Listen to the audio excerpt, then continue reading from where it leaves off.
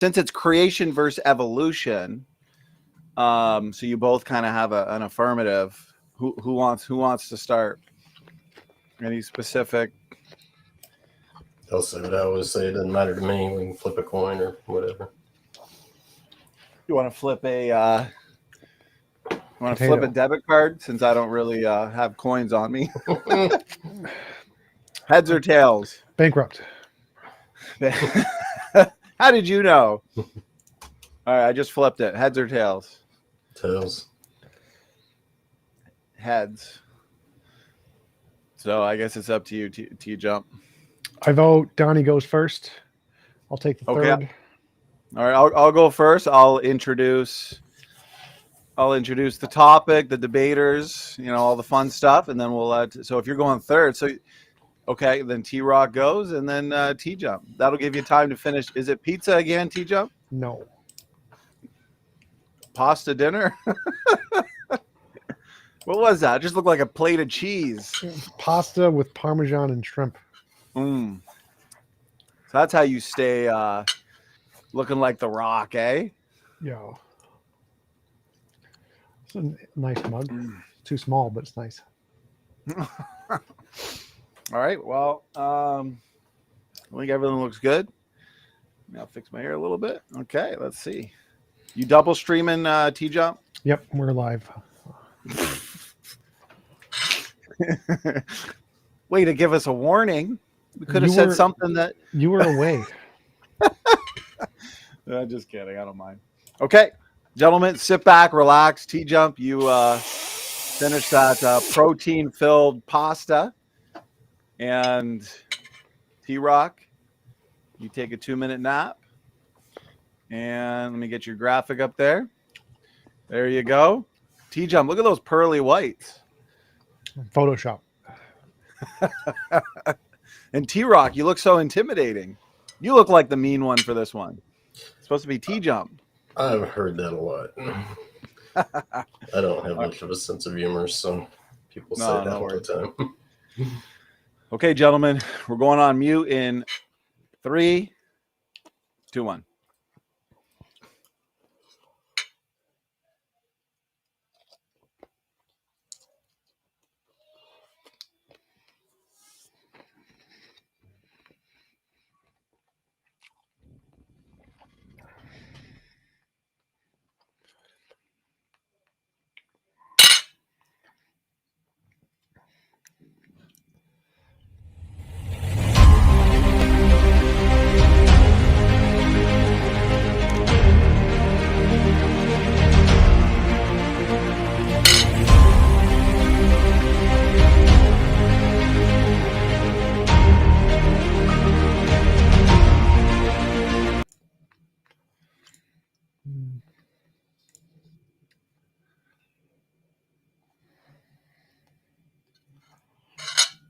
Mm-hmm.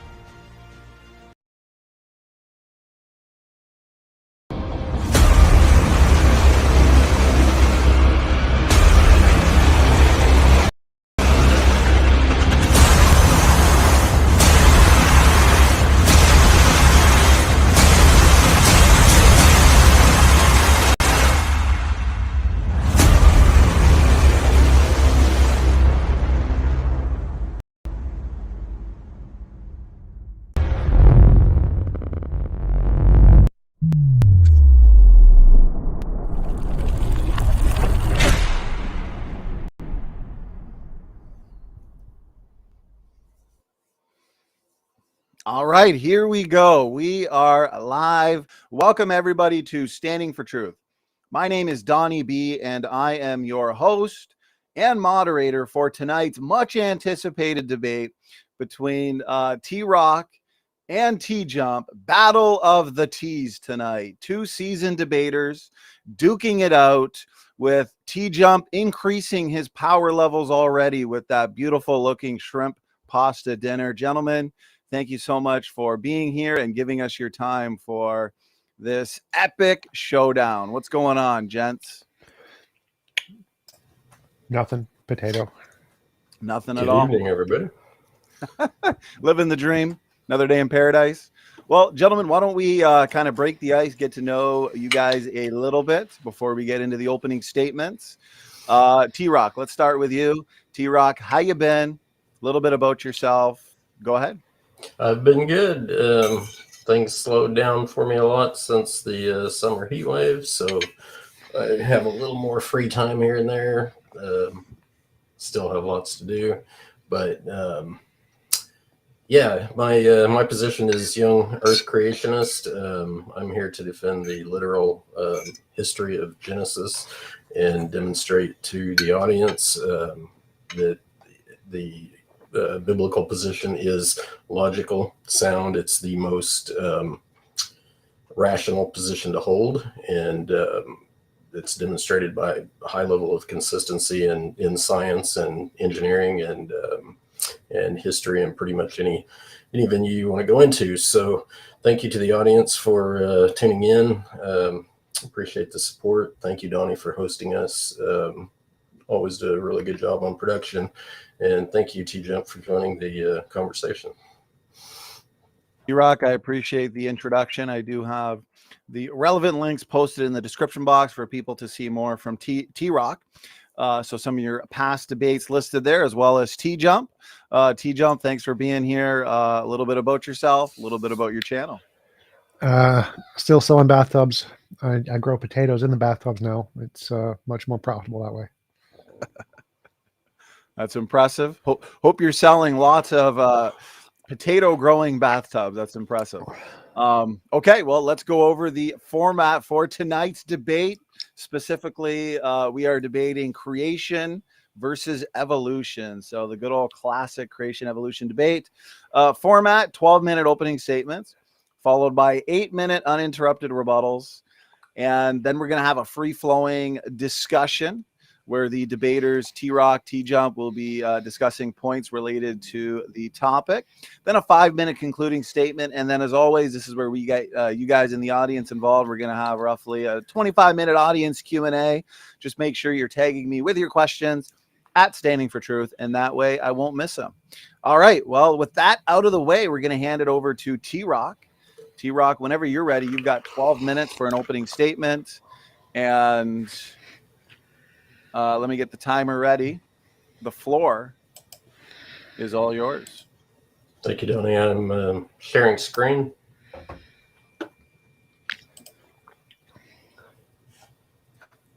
Looks good, TRock. Okay.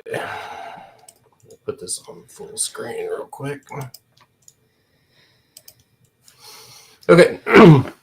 As always, my intro, thou shalt not take the name of the Lord thy God in vain. If evolutionists use good arguments, they would be creationists. Again, not a knock on evolutionists. It's just not a very good position to hold. Okay. I don't have near as many slides as normal. Hopefully I'll be able to get through these. What I want to do is start at a high level, and then if we need to dig deep, that's fine too. So with that, I want to point out the important differences between creation and evolution. What you see highlighted in red is what I will say is kind of mutually exclusive to that particular paradigm. So creation is purposeful, it's intentional. Rapid processes, max 6 to 10,000 years, separate ancestry, basic body plans don't change. Evolution, quite the opposite in almost every respect. There is no direction. Everything's random. There are very slow processes. and 4.5 billion and 13.8 billion years respectively for the Earth and the universe. And then of course they consign to universal common ancestry. Drastic body plan changes over time. So those things in red basically set each one apart from the other. And so it also indicates how any given individual is going to approach evidence and so forth, interpretation of evidence. Okay, some key points to ponder. Deep time can never be demonstrated. You can calculate it, you can show numbers, you can make estimations, you can make all kinds of suggestions about it, but you can never actually demonstrate deep time. Radical body plan changes over successive generations can never be demonstrated. You can see small changes such as, there's a number of them probably, but the bacteria comes to mind with the flagellum. In Linsky's experiment, you can see some things where they make some basic changes, but the fundamental body plan itself does not change.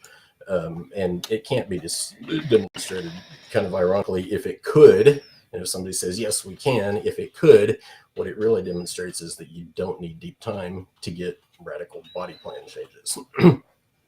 Fundamentally, there is no technology that can ever be developed based on the exclusive characteristics of the evolutionary or deep time paradigm.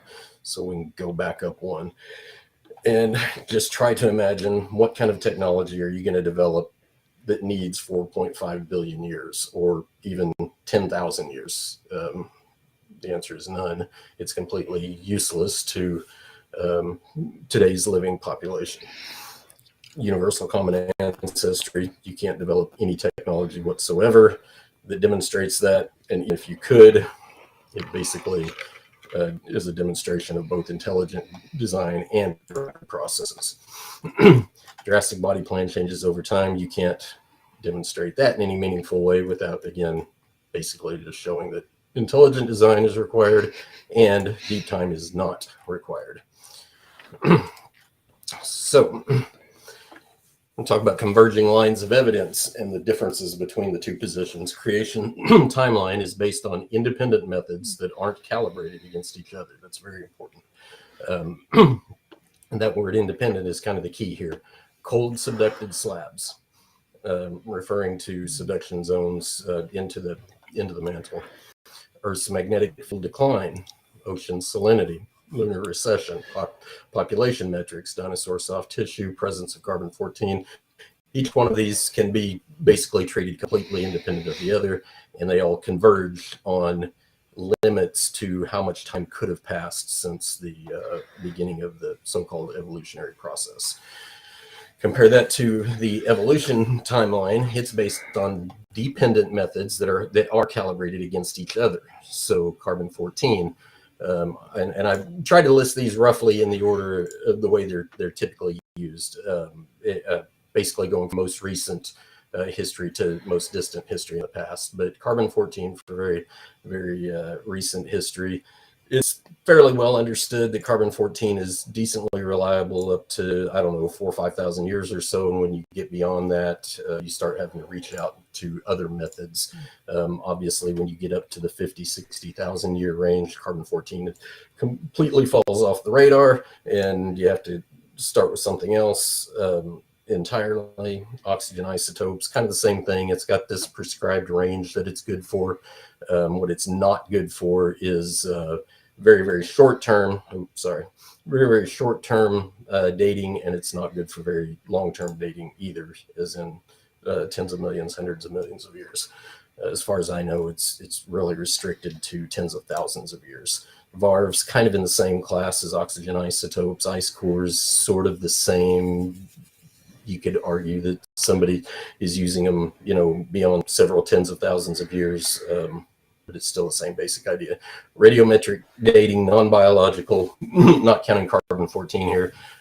So you've got a variety of methods: potassium, argon, lead, rubidium, strontium, whatever. Each one of them slots into a specific range that they're used for. But they also all have failure points and all have to be compared to something else to understand the quote unquote validity of them, of any given result that you get from a lab test.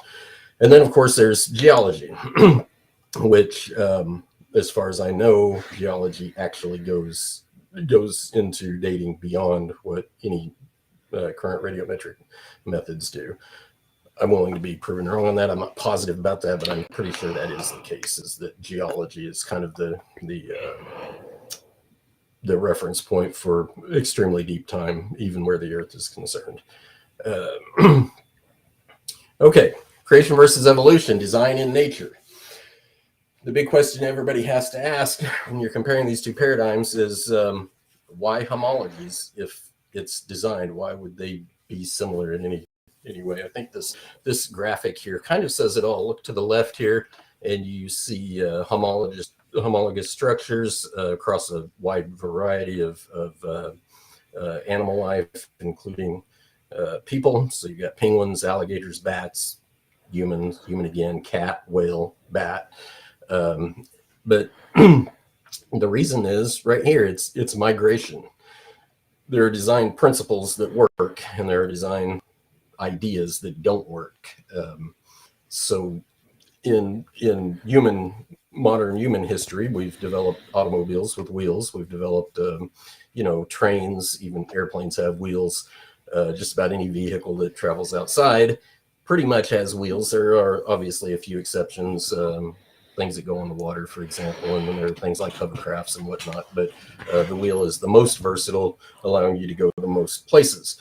But it is far, far, far inferior to the multi-digit extremities that are found in mammals in particular. So I'm going to kind of restrict it to mammals, or I'll say not necessarily mammals, but land animals, because with this basic design of having spreadable fingers, having a flexible wrist, having an elbow joint, so on and so forth, all the way up to the shoulder, to get this much flexibility out of any one of these animals or people, gives you the ability to go into the mountaintops, go into the slopes, go amongst the trees, even climb the trees for most of them, not necessarily all of them, walk across rocks, sand, ice. You can see what I've listed here: mountains, valleys, caves, rivers, rocks, sand, trees, mud, lakes, oceans, gravel, inclines, cliffs, you name it. This design works so that land animals can migrate the entire planet where they're suitable to go.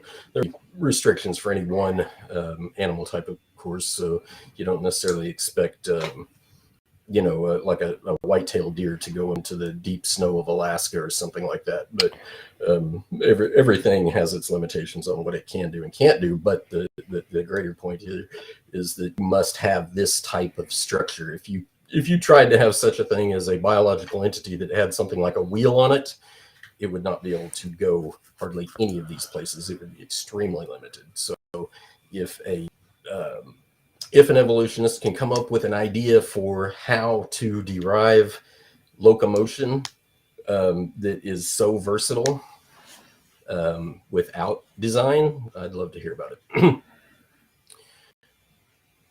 And why DNA similarities if designed? Well, it's because we all share a common food source. The idea here is that every one of these creatures you see here, people, deer, raccoon, even fish, can eat this stuff.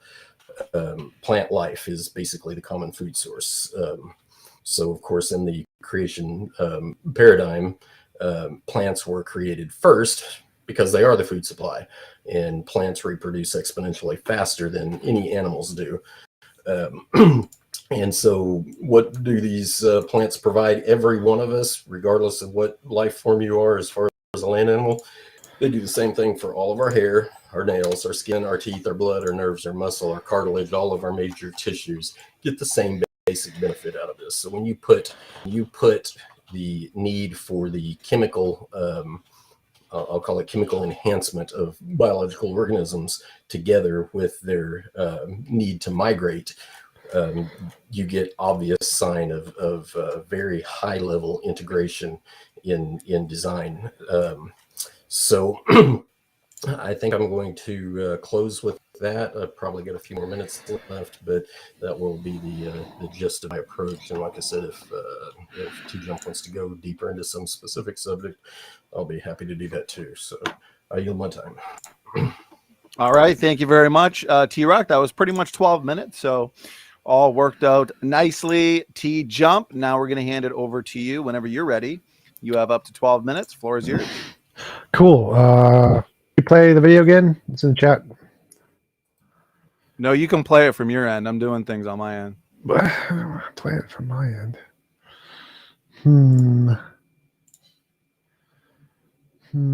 Let's see. I don't even see you guys anymore. Oh yeah, you made me full screen. Gotcha. How do I share screen? Here it is, share screen. Come on, TJump. Do we really got to sit through the same video? I'm not Yep. allowing you to play a video. You're gonna have to do your own.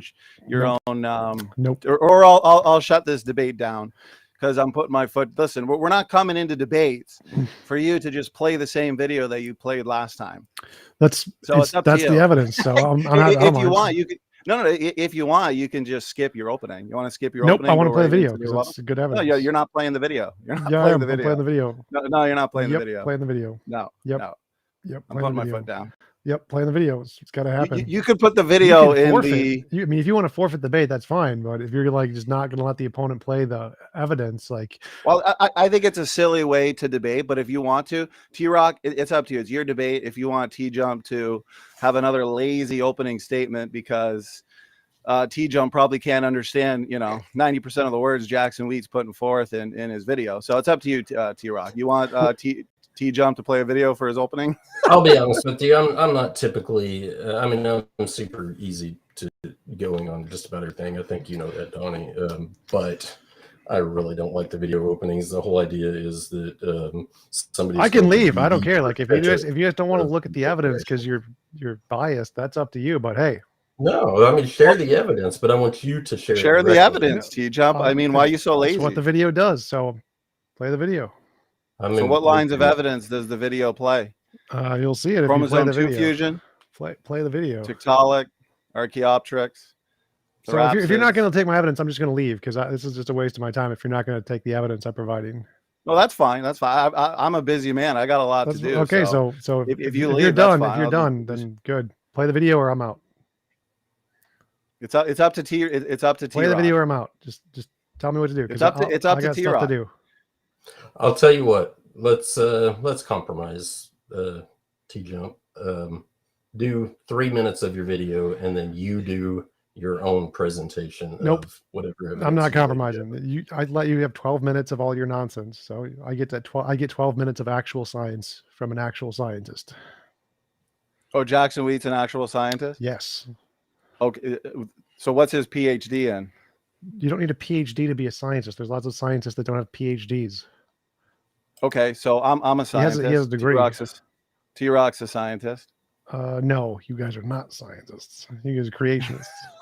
So you can play the video. You can play the video or not. So I just any scientist who believes that they're related to a pine tree is not impressive to me. So I'll play the video, but I will say that everybody in the chat is anti the video. Well, you're a creationist. You're in the minority here, but we'll play the video. But it's just not looking good for you. Can I ask real quick? Is this the same video? Especially if you want to be taken seriously. Exact. But I will say this. I will say this. You're playing the video on your end. You're not coming in here and making me as host play the video. TJump. Okay, I don't know what kind of show you think I'm running here, but listen, you ain't a tough guy. You ain't intimidating by any means. Okay, so if you want to play a video, play it from your end, and I'll share your screen. Go ahead. Sure. Sound good? Sure. Is that right? Go ahead. That's right.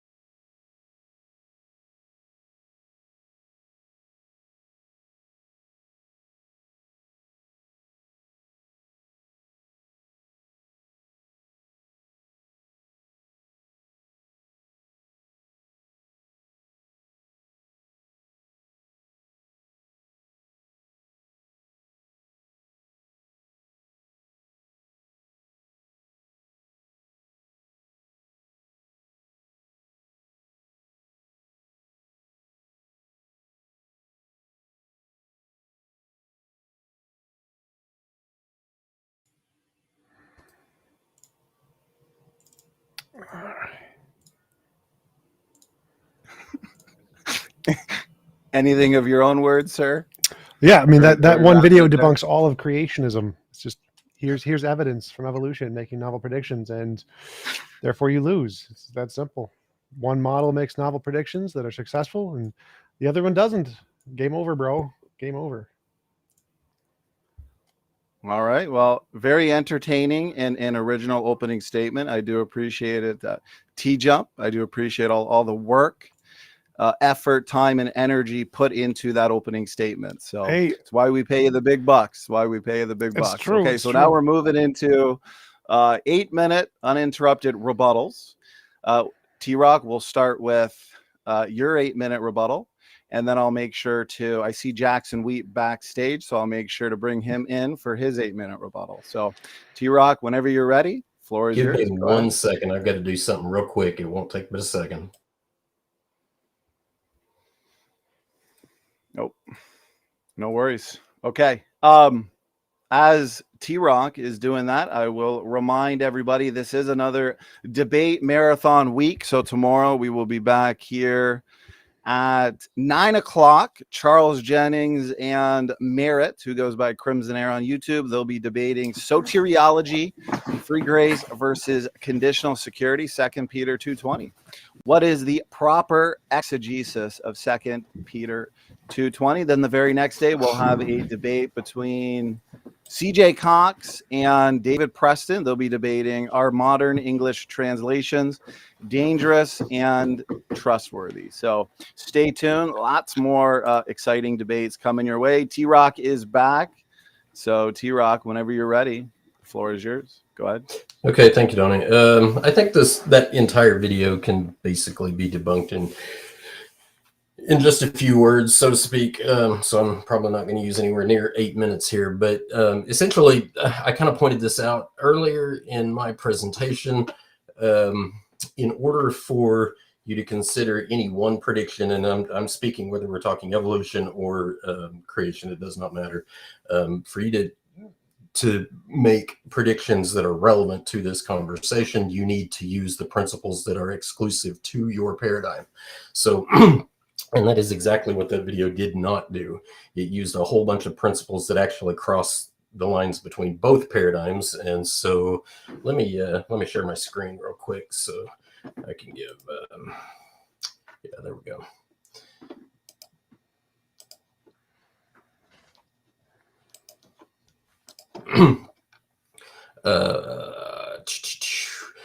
So I basically just scratched down some notes that were brought up there, and I'm probably not going to have to go past the first three to make this point. But the very first one that he talked about predictions was the moth and the flower with the longer proboscis that could reach down to the bottom of the flower. That is absolutely a prediction that can easily be made by creation. That's kind of what the whole point in this and this is that there is adaptability that's not mutually exclusive to evolution. There are changes in basic form, but not body plan, so to speak. So you don't need evolution to make a prediction about a moth and a flower. It's basically just a regulatory gene, probably, that extended the length of the proboscis, and you don't need deep time either. Birds and fused fingers, same thing. That is really highlighted here. Again, whenever you're designing locomotion for living organisms, you need something that can basically inhabit every environment. So obviously fish don't swim on land, and people don't go into the depths of the ocean. Nevertheless, what fish do have enables them to navigate a wide variety of water settings, and what people and raccoons and deer and all the other land animals have let them traverse a wide variety of land settings. So anyway, the point is there is a very smooth gradient across all of the different terrains that animal life has to inhabit. So it is easily predictable that you can find some living organism that can traverse just about any thing on the earth. So again, no deep time needed, and the principles that make that prediction are equally available to the creationists. So basically, that entire video was just a I don't know exactly which logical fallacy best applies, but it was basically something like a genetic fallacy where they're assuming that their predictions are unique to evolution when they're not. Almost every single thing that was mentioned can be derived from young Earth position, no deep time, and built-in design variability. So I'm going to yield my time with that. All right, short and sweet. TRock, let me check the. Okay, between 3 and 4 minutes. So anything not used, we can throw into the open discussion. So TJump, we're going to hand it over to you for your rebuttal. Go ahead whenever you're ready. Yeah, I don't think he understands how science or evidence works. Nobody thinks that predictions are mutually exclusive, that only one thing can make a prediction. Literally, in science, there's called a problem of underdetermination, which means infinitely many hypotheses can explain all predictions. It doesn't need to be exclusive to one hypothesis to be evidence. It's just not how it works. The fact that creationism didn't make any of these predictions is why it's not evidence of creationism. The fact that you can say I can post hoc make them is like a kid watching a basketball star do like a dunk from the 3-point line and saying, I can do that. Like, no, you can't, kid. You think you can. If you can, go do it. Stop telling us you can. Start making novel testable predictions. But creationists don't do that. It doesn't happen. The only people doing that is the real scientists. The scientists are doing these, which is why there are dozens of examples like Jackson Reek provided. Creationists don't provide any. They just say, oh, I can ad hoc do that too. But they can't because their model doesn't make predictions. All right. Not a genetic, another short. I don't know why I thought it was a genetic fallacy. A genetic fallacy is a fallacy of origins. I don't know why he said genetic fallacy. There's not a genetic fallacy. There's nothing. The origin makes no difference to that argument. Not a genetic fallacy. All right, TRock, TJump, with all the fun aspects of this, I'm sure, debate to remember out of the way, we're going to get into some discussion. So here we go. Floor is now opened. TJump just ended with his rebuttal. So TRock, why don't we let you pick the first topic, ask the first question, however you want to proceed. Floor is yours, gentlemen. Go ahead. Okay, I think we could go a number of directions here. We just got done talking about predictions. Yes, I do perfectly understand both the scientific method and what the logical implications of trying to make predictions in a certain manner are. The idea that there are infinitely many hypotheses basically just sounds like you've got an unfalsifiable paradigm. Oh my God. But having said that, I have a quick question for you. Can you give a prediction of the evolutionary paradigm that specifically uses the ideas that I mentioned early in my PowerPoint of things that are exclusive to evolution that do not pertain to the creation position at all? So clearly you don't understand the scientific method. So the problem of underdetermination isn't about a theory. It means that there are infinitely many theories that can all explain any data always, no matter what. It's logically impossible to give like a piece of data that couldn't be explained by a different hypothesis. No matter what you give, any data you always see will always be able to be explained by a different hypothesis. So if you're asking me, can I present a piece of data that can only be explained by one hypothesis? No, that's literally a logical contradiction. You can't do that. It's a square circle. So the problem of underdetermination states any data can be explained by infinitely many hypotheses. Creationism, old Earth, creationism, the Big Bang hypothesis. They can all explain all of the data. Like, for example, an alien kidnapped us all, put our brain in a vat, and the world was created 5 minutes ago, or 1,000 years ago, or 10,000, or a billion. You can explain all the data with that. So the fact that the data can be explained by multiple hypotheses literally doesn't matter. Nobody cares. It has nothing to do with the scientific method. It's completely irrelevant. Okay, so you're saying the young Earth creation position is as valid as any other position out there? No, I'm saying any position. You said infinitely many number of hypotheses. Right. So infinitely many. Except the YEC position. No, including the YEC position. Any hypothesis can post hoc explain the data. They can all do that. Anybody can do that. That's not evidence of anything. The evidence is being able to predict it before we know. I'm going to say that just sounds like philosophical wandering, because you can basically, like you just did earlier, make up a story and say, oh, see, I've got a good explanation. Yes, that's what young Earth creationism is. But so I agree with you. Just being able to make up a story post hoc isn't evidence. Anybody can do that. Everybody can do that. Okay, I'm going to completely disagree with all that, but let's try some of that out a little bit. What do you mean you disagree with that? What, like, that's literally the scientific method 101. I'm disagreeing with the application of it, so we're going to try some application of. I don't understand what you're saying. Application of the philosophy that you just espoused. That anybody can post hoc explain anything. That's not evidence. No, we're going to actually try some explanations. Well, I'm trying to understand what you're objecting to here. So I said anybody can take any data and post hoc explain it into a hypothesis, and you're disagreeing with that? So that means, so again, it's philosophical wondering, because you could say the exact same thing about the Big Bang, about evolution.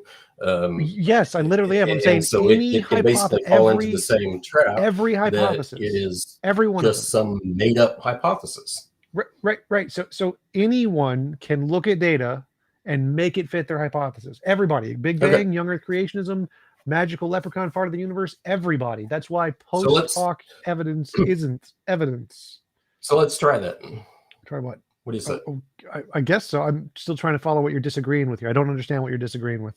Well, I think it'll best be explained by some examples here. So you made the claim earlier that creationism does not make the types of predictions that were in the video that you played, right? Well, it didn't. It did not make those predictions. Evolution made those predictions. Okay, but you specifically said that evolution, or that the creation position does not make predictions, useful predictions like that. Right. Okay. You sure about that? Yep. Okay. I kind of doubt it, but so are you familiar with who Russell Humphreys is? Yes, he's a creationist. So are you familiar with his prediction about the magnetic field in Saturn? In Saturn? No. Exactly. That's kind of my point. Okay. Specifically what happened was Russell Humphreys is a physicist, of course, and he had worked for, I don't remember who it was, Goddard Space Center, one of those high-level outfits. And so he made a prediction based specifically on text from Genesis plus the 6,000-year timeline that's assigned most frequently to the young Earth position. And so, long story short, is he crunched some very standard physics formulas. He said, okay, Saturn is 6,000 years old. It has XYZ mass. This is what the magnetic field strength should be. Okay, so simultaneously, the secular scientists that he worked with made their own predictions. I'm saying simultaneously. They may have had them in place before Humphreys put his work together. But anyway, the point is there was an accepted calculation for that magnetic strength of Saturn before an actual space shuttle took a trip out into deep space, did a flyby. They were able to measure the magnetic field strength, and Humphreys was accurate within about roughly 3 times what the actual reading was.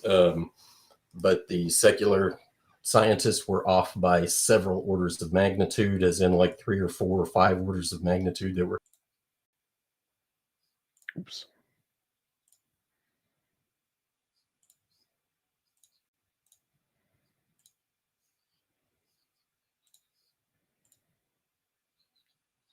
Makes an accurate prediction, the other one flops considerably. And each one of those, they're using numbers exclusive to their paradigm, which was my point from the beginning about why that video really is not. Okay, what was the prediction?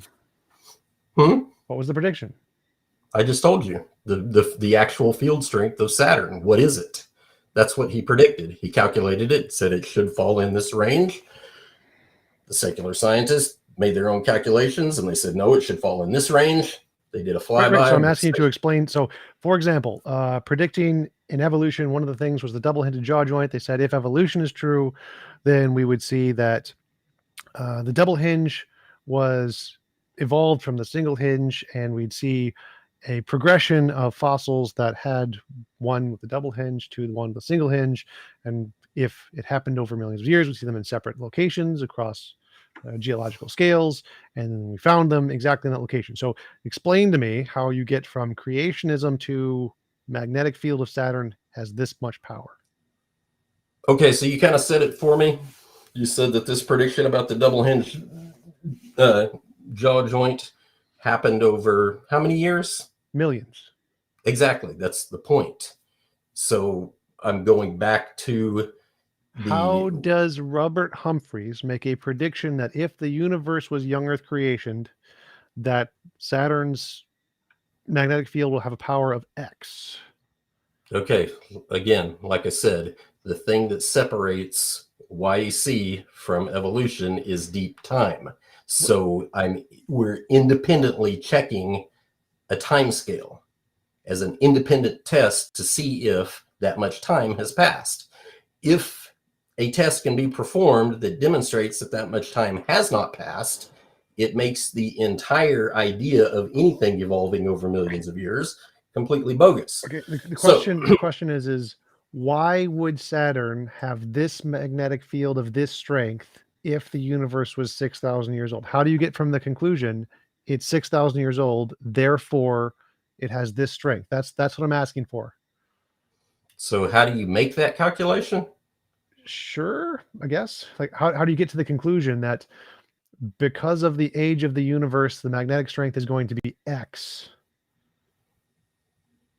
Well, again, this is what I was pointing out earlier, things that are very unique to the YEC paradigm. Now, I did not list it here, but one of the things very unique to the YEC paradigm is the biblical text. And so what Russell Humphreys did was he read the text, and it says that the earth was formed in water and out of water. So specifically what he did was he set up a mathematical model where he said that you have X amount of mass that is actually surrounded by water. What he did was he showed through standard physics that when you have all of the hydrogen bonds aligned and then you suddenly flip them, you induce a certain amount of magnetic field strength by doing so. And so it's mass dependent plus water dependent. It's not one or the other, it's both together. And so he took that plus the limitation on time and said, okay, if Saturn was formed in this way using water and it has the known mass, and you start out with all of the hydrogen bonds aligned in a certain direction, and you suddenly flip them or scramble them, you should get XYZ field strength at the point of creation. And then after 6,000 years passes, you have an exponential decay curve of magnetic degeneration. And since only 6,000 years has passed, he used that specifically as the stop point and said, okay, by that starting point at creation, using water with XYZ field strength, 6,000 years, the decay curve of magnetic fields is well understood.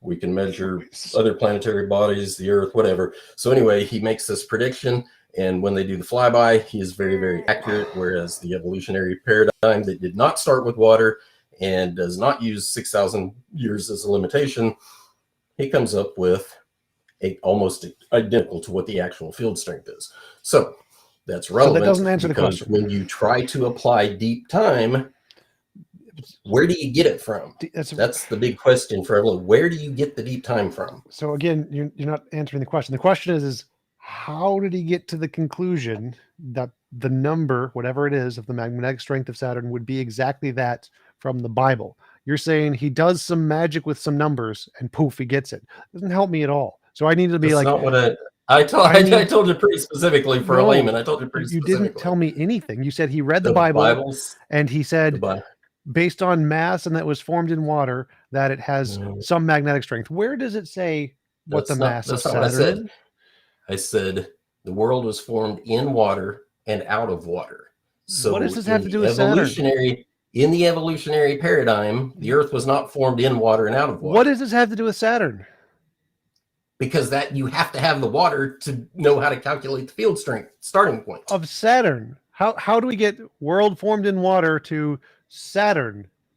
Because does this calculation apply to every planet? Does every planet have the same? Yes, field? actually it does. And so that's one of the other points is he used this exact same method and used it on Neptune, Mars, the Earth, and a couple other places, and basically used the same formula and said, okay, if you start with water with any one of these planetary bodies, What does that and you mean? allow 6,000 years with the given mass, this is what the field strength should be. What is that? And he was accurate. What does it mean? You start with water and then poof planet. I don't understand. Start with water, poof planet, then gravitation, then electromagnetic field of strength X. I'm not getting the connection here. Okay. Well, again, it's about the hydrogen alignment. You have to start with X amount of mass of water, and you have to start with hydrogen alignment. What? Where does it say the X amount of mass of water that the universe started with? Is that in the Bible somewhere? Let me ask you a better question. Excuse me, I need to get a drink.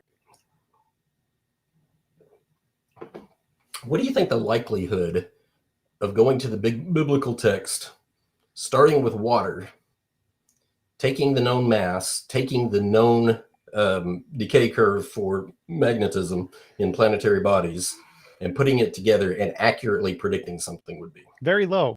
Not quite as low as predicting the age of the Earth in Hinduism, but maybe a quarter of that. So can you show me anywhere at all that you can demonstrate reasonable assumption of deep time? I don't know what that has to do with the previous question. So do people make predictions with equally as much probability as that all the time? Yes. Hindus predicted the age of the Earth, 4.3 billion, within 5% accuracy. It's far better than what you just predicted about the range of magnetic fields, because it started in water, which makes no sense at all. Like, you need to actually explain how you get from hypothesis. Well, I'm not a physicist, so I'll just have to refer you to Russell Humphrey. But right. I'm not asking for a specific mathematical equation here. I don't need the specific mathematical equation. What I need is a logic tree that shows from this fact we can get to this fact by using this fact. Like, evolution is very easy. Evolution is change in gradual change over time. Like, that's pretty easy. And so if gradual change over time happens and evolution is true, then you'll see transitions from a previous form to a new form. So like, we'll see a double-hinted jaw joint come from a single-hinted jaw joint, or vice versa. Or we'll see... I'm going to say you have not actually seen that. I'm going to say what you've actually done is dug up fossils in a variety of locations and inferred that. Not saying I've seen it. The point of this is to explain clearly how you get from hypothesis to expected result. That's what I'm trying to understand here, is how you or Robert Humphreys gets from hypothesis Earth creationism to expected result, magnetic field of Saturn. That's the part I'm missing. So in evolution, it's easy to understand that. You can cognitively imagine in your head, if evolution is true, gradual change happens. Gradual change goes from one form to another. And so the fact that there's a double-hinted jaw joint here and a single-hinted jaw joint here makes perfect sense, because there's gradual change. It's very, very easy to understand how the argument works in a structure. Yours makes no sense. You're just saying creationism, therefore magnetic field. But I need the middle part there of how you get from creationism to gravitational field. Or electromagnetic field. I think I explained it really well. You start with the mass. You start with the given mass. What do you mean? So like we look at the mass of Saturn using actual real science, not creationist science, and then we start with that, which has nothing to do with the Bible, and then what? So you take the known mass of Saturn Gotcha. by observation and gravitational calculation. Yep. Take the known mass of Saturn. Yep. You assume it started out as a body of water. What do you mean? So literally 100% of Saturn was that mass as water? I think Russell Humphreys would have to clarify that point, but I did get that impression, yes. Okay, so it's made of water, just an entire body of water. Yes, obviously very different than the secular what's paradigm. next in the logic tree? What's next? But with that body of water, the assumption is that if you want... Okay, so there's a couple kind of fine points for the actual science itself. In hydrogen, in water, if the hydrogen bonds are aligned, the way I was describing earlier, there's no magnetic field. But all water has a very weak magnetic field because all water is moving. Its temperature is above 0 Kelvin, blah, blah, blah. So the atoms are moving, so the bonds can't be perfectly aligned anymore. But point is, on the one hand, perfectly aligned means no magnetic field, but all existing water in the form of water has a very weak magnetic field. So what you do is you take everything perfectly aligned and suddenly flip the poles on it, or flip the alignment on it, and you induce a magnetic field. This is well understood science. There's nothing well, the part I'm missing here is like, about that. So the water planet Saturn, how does it get a magnetic field? Is from what generates the magnetic field in Saturn? Because it's not water. For de-alignment of the hydrogen bonds. I've said that several times. Okay, so there's water, and now all of the water's gone. I didn't say that. What? Where did you get that from? You're saying water? Saturn has water? What do you mean by gone? Yeah, there's no more water on Saturn. It's not. If it was a planet of water at one point, and now there's no liquid water. Oh, I'm not implying it's covered in water or anything else. What I'm implying is that the body that is Saturn started out as water with perfectly aligned hydrogen bonds. Now, what happened to the water, I don't know, but I did not claim that it all just went away. That's not even the point anyway. The point is that when you go through this physics exercise, you literally induce a field strength of a known magnitude that's based on the volume. So it's volume dependent. Okay, but and because it's volume dependent, you can calculate a more or less an exact magnitude. Magnetic fields are generated by metal, big things of iron, liquid iron rubbing together generates magnetic fields, not water. I'm sorry, you're going to have to go back and look in some actual scientific literature, because water does have a very weak magnetic field. The magnetic field in Saturn is caused by the iron, the metal. Like Saturn's magnetic field is generated by the fluid motions of the electric conducting portions of the interior that measures. This region is in which hydrogen exists is a fluid metallic state around a central rocky core comprised of the inner half of planets. I'm not contesting that point because it's not relevant. You could not use that information, what you just said. You could not use the current composition of Saturn, and that's kind of the whole point here. You cannot use the current composition of Saturn, backdrive it to 4.5 billion years roughly, whenever Saturn supposedly formed, and then calculate the current magnetic strength. Well, I never said you could. And that's the whole point, is they tried that and it did not work. I never said you could. So I'm asking, how did he go from it's made of water to now it's made of metal, and the water created a magnetic field, which can then be, I don't know, patterned out in some kind of a pattern that leads to its current metallic electromagnetic field, which has nothing to do with water.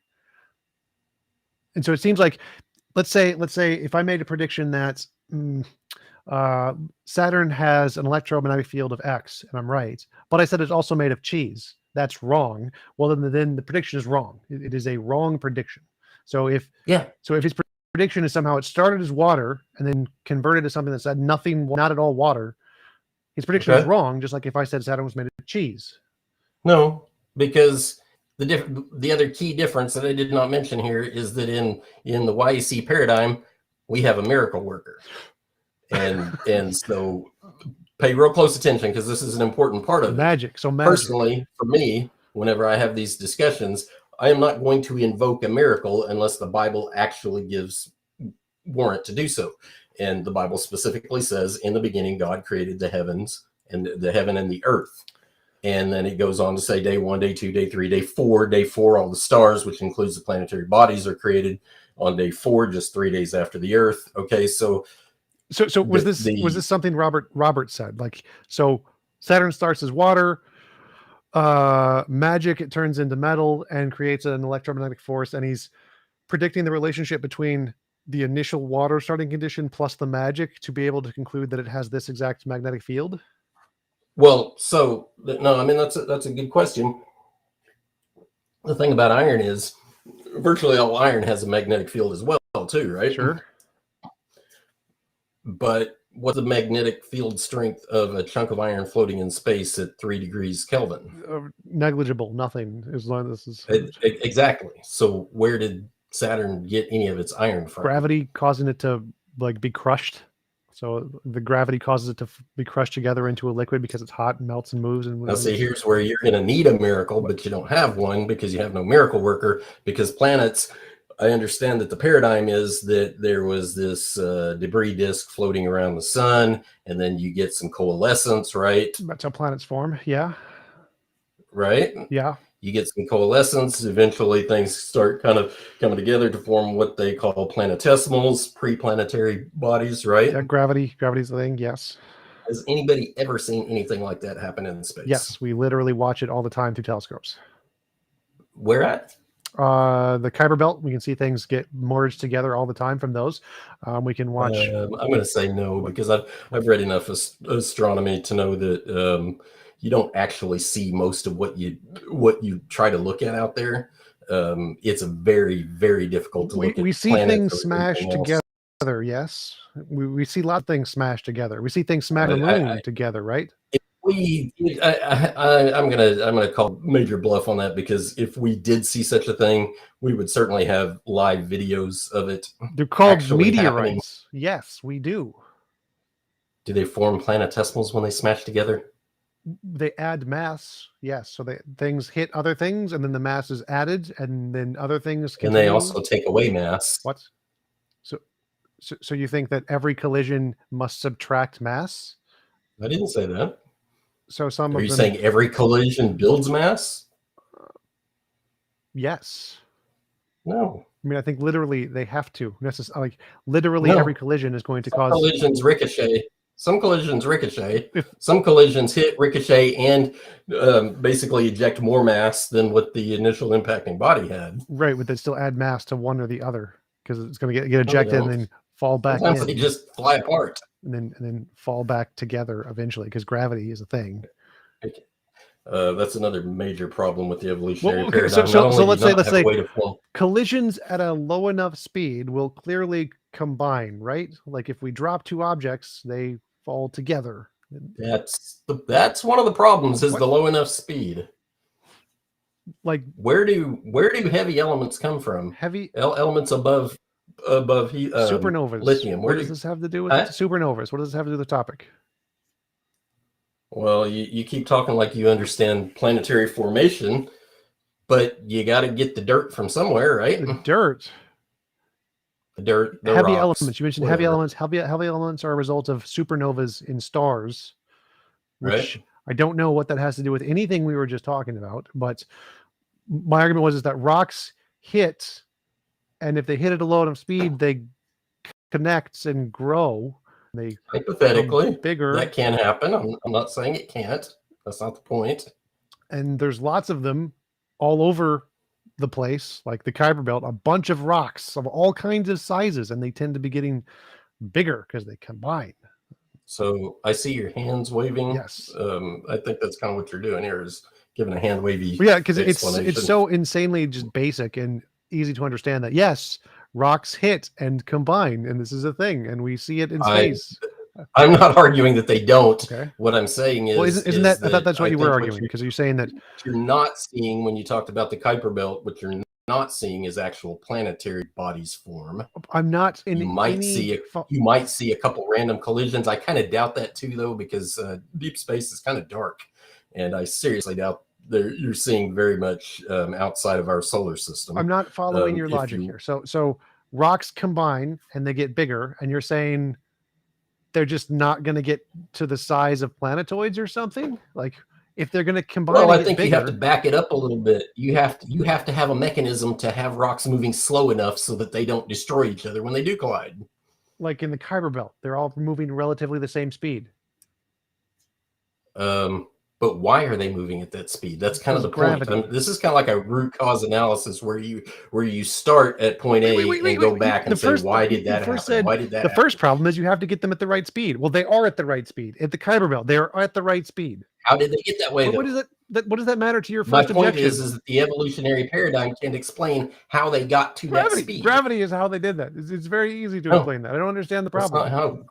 That's not how gravity works.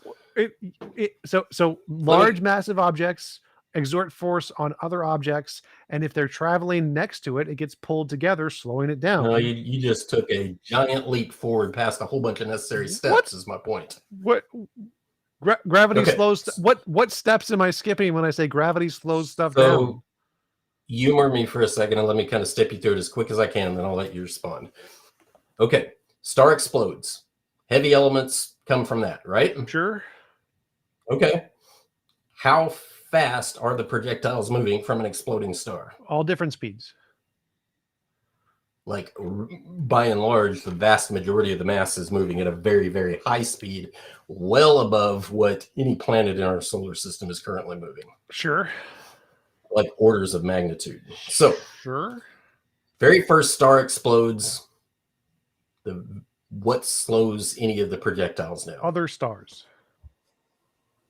TRock, before you continue, maybe just another minute of this topic, and then why don't we shift to, because I know there were just so many good points, that could be discussed, and you guys may have been discussing this one for a while, but that's also kind of what the audience is pointing out. So, okay, you guys want to proceed, maybe another minute of this, and then redirect to another topic. Fair enough. I'll wrap up my explanation real quick. You got a star exploding. You got debris flying through space.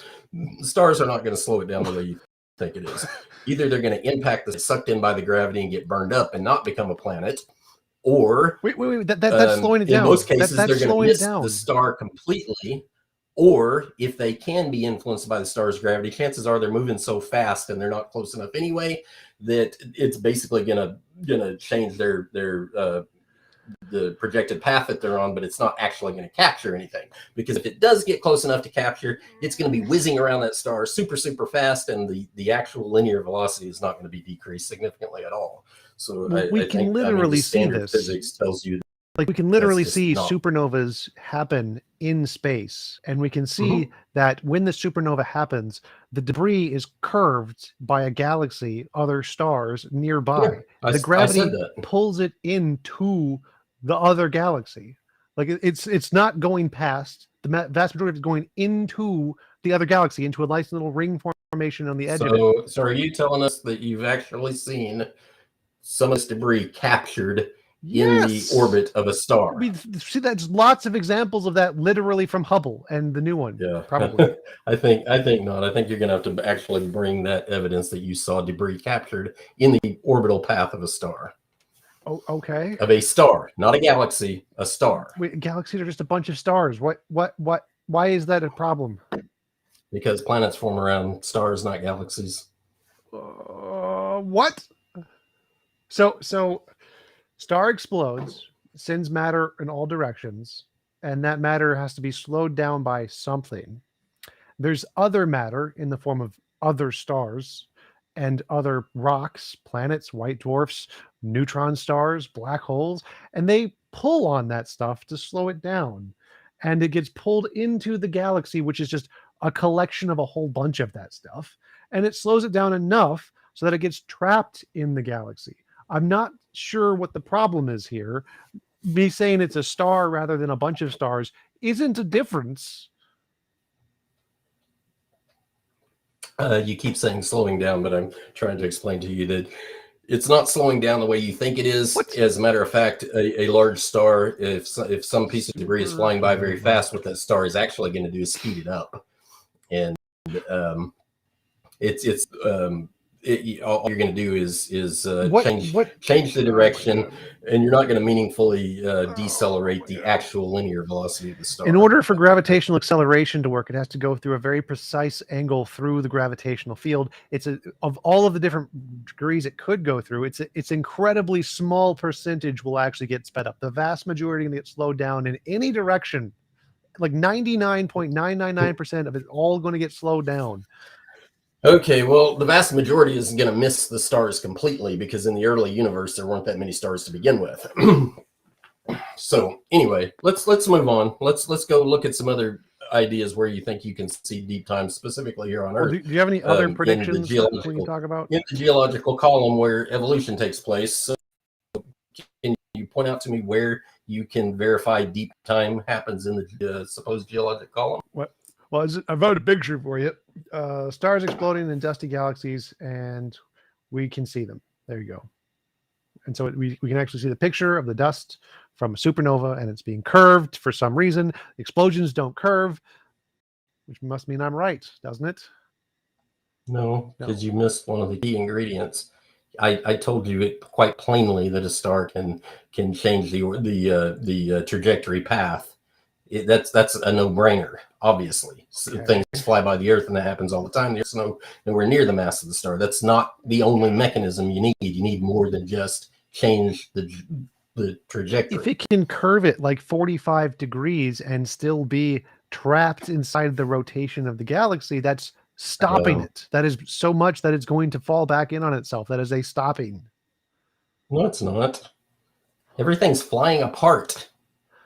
The moon is literally separating itself from the Earth, and the Earth is separating itself and drifting apart. They don't drift together, they drift apart. We've got a pretty strong gravitational pull between the Earth and the sun, and we're not getting closer to it.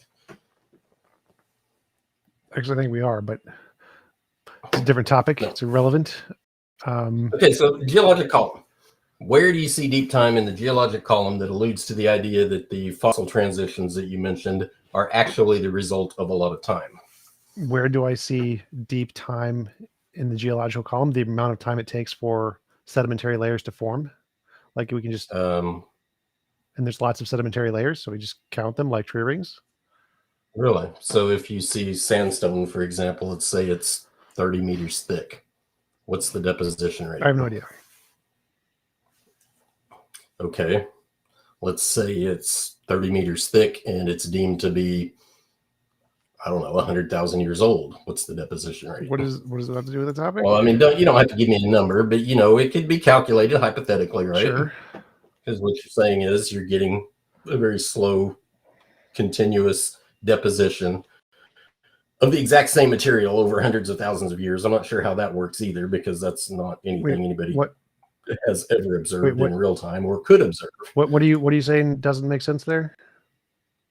Well, I'm just pointing out it does not make sense that you would have, let's say, 5,000 square miles of sandstone and it's all the same material, and it just kept depositing the same sandstone year after year after year for 100,000 years and never got anything else right. That wouldn't make any sense. We literally know that there are gravitation or like volcanic eruptions that leave sedimentary layers that we can literally see. Here's where a difference happened. So where's the erosion? What erosion? Exactly. Erosion is a process of water. So water hits something and erodes something. So if there's no water, there's going to be no erosion. But with slow and gradual deposition, certainly you have weather going on the planet that is going to erode while the deposition is happening, no? Sure. What is that? Okay, like it's not going to erode an entire layer of an entire continent. That's not what I'm getting at. I'm not sure what you're getting at. Say that, but let's take a cross section of part of the geologic column where you've got, these 30 meters of, which is really, really thin layer compared to a lot of strata. But anyway, 30 meters, you got a cross section of it, pure sandstone. If it was really laid down very gradualistically over 100,000 years, why isn't there any erosion in the midst of that cross section? I don't know. Why isn't there any apparent? Well, erosion is stuff that won't be there. So erosion is cutting stuff away. And so if there's like a layer of sand and you cut away a layer of sand, then it's not there anymore. And a different layer of sand will go on top of it, and you won't see the layer of sand that is missing because it's not there. Okay, that's great. But now you're implying that 5,000 square miles and erosion always just made a perfect shear off the top, like a planer on a board or something. I don't know what you're arguing. I have no idea what you're arguing right now. You just said that. So if there's erosion, that means something's gone. It's taken away. So why don't we see something not there? Because it's not there. And to get no apparent erosion, what erosion actually does is cuts crevices and channels and things. Right, and we see those. It does not just shear off the top and leave no evidence that like when a river it goes through something, it erodes it in a big line, and we see that. That's what the Grand Canyon is. Why do you have 5,000 square miles anywhere in the world? Because there was no river there, with no rivers in it. Because rivers. The Grand Canyon does. Yes, the Grand Canyon has a big slice carved through it from rivers. Water don't erosion. Cover the majority of the planet, so most of the planet won't be covered in rivers. So Like in 100,000 years, most, not like, that so I'm just to asking like for a take river to the be Grand formed, Canyon. but if any rainfall at all had happened, there should be some sort of channeling erosion, however thin it might be. You should distinctly see No. these crevices where erosion has cut, however shallow they might be. You should see a little bit of water erosion from even minimal rainfall, and then more layered on top of that, and then that should follow the previous curve, and then maybe erosion in a different place dips into it slightly and Erosion happens over a long period of time, not a day of rainfall. A day of rainfall isn't going to cause erosion on geological timescales of sandstone that are 30 meters deep. I have no idea what you're even saying. Like, in order to cause erosion that is noticeable, it would take months of constant rainfall going in the same direction in the same place, which is a river. And we do see that at rivers. Where there aren't rivers, we won't see that because there isn't enough water in that one location to erode the matter in that location and leave a mark.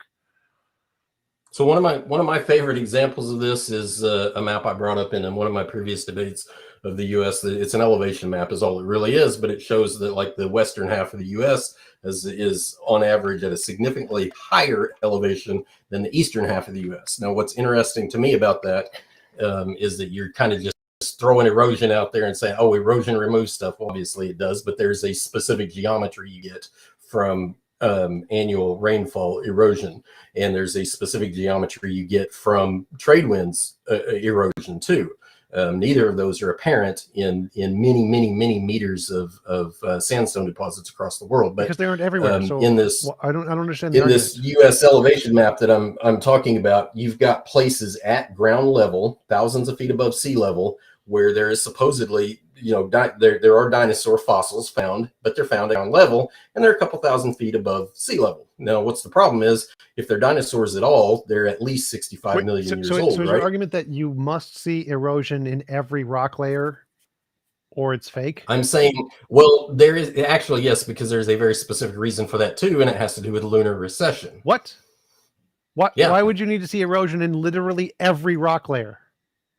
Because the further you dial back the clock, the closer the moon is to the Earth, and the heavier the gravitational pull, the higher the tides, the stronger the trade winds, the strong, everything just increases in magnitude as the moon approaches the Earth.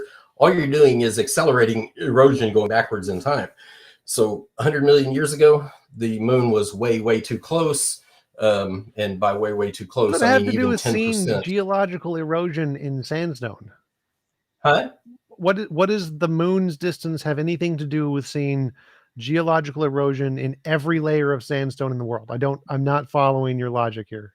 I just told you you've heard of the inverse square law, I'm sure. Like the distance, the rate the moon is receding. What does this have to do with like? That's not the rate the moon is receding. It's the inverse square law. They're two different things.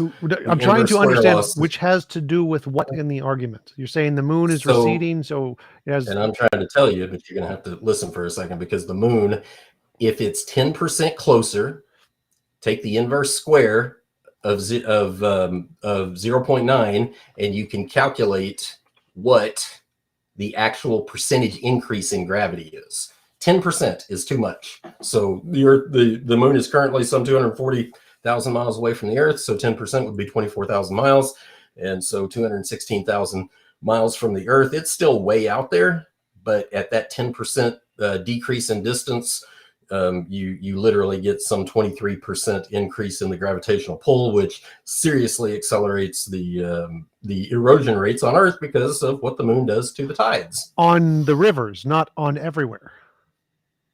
No, everywhere. The moon literally lifts dry ground. Sorry, it does. The moon literally lifts dry grounds. It moves water. It moves the ocean. The moon pretty much stirs everything. Well, the moon can bend the planet a bit. It doesn't like literally lift a layer to cause erosion of that layer. It's not like we're going to select the top layer and move this one layer a bit because the moon. No. Okay, but think about what you just said. Yeah, moon bends planet. Yes. Okay. So 65 million years, times 12 lunar cycles for any one point on the planet, you're literally flexing the ground up and down all of it by several feet, actually, Yes. in some places, depending on how rigid the terrain is. Right. But it can literally flex the ground up and down Yes. 65 times 12 million times. And you're saying we shouldn't see any signs It's moving the it should all whole just planet. be perfectly homogeneous all the time. The layers form on the top. So if it's bent up and then bends down and the layer forms, and then it's bent If up it and bends up, bends down, the layer forms, they're going to look the if it same. bends up and it bends down and it rains even a few inches a year. What is the rain? Rain wouldn't make a difference here. There's no. Rain makes a big difference.